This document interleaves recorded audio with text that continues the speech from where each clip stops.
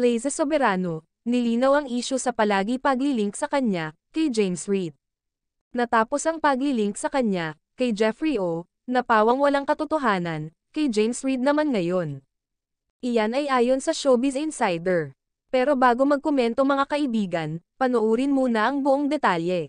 Medyo matagal-tagal na din natin nakikita, ang real-life couple, na sina Enrique Hill, at Liza Soberano, sa limelight.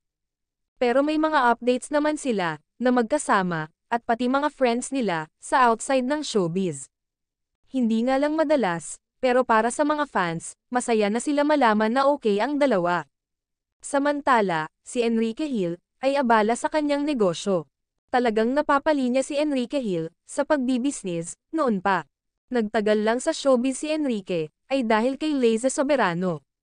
Si Liza naman ay abala sa pag-aaral, sa Los Angeles, para higit pa na mapaunlad, ang kanyang singing career, at pag-arte.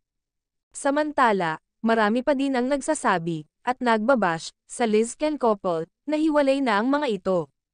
Hindi pa din nila maiwasan, ang mga mapanuring mata, ng mga ibang tao. Dahil ang iginigiit nila, ay iniwan daw ni Liza Soberano si Enrique Hill, at ang kanilang mainit na tambalan.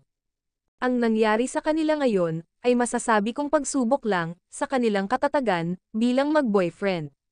Alam namin makakaya nila, ang LDR na relasyon, at napatunayan na nila ito. Sadya lang, ayaw maniwala ng mga bashers, na intact ang relasyon ng Liz-Ken. Pilit pa nilang iginigiit, na sina James Reid, at Liza Soberano, ay may relasyon. Kahit may girlfriend na ito, at iyan ang napapabalitang, si Issa Pressman, na dahilan daw ng breakup, ng Jadine. Ayon sa panayam, ng Showbiz Insider kay Liza Soberano.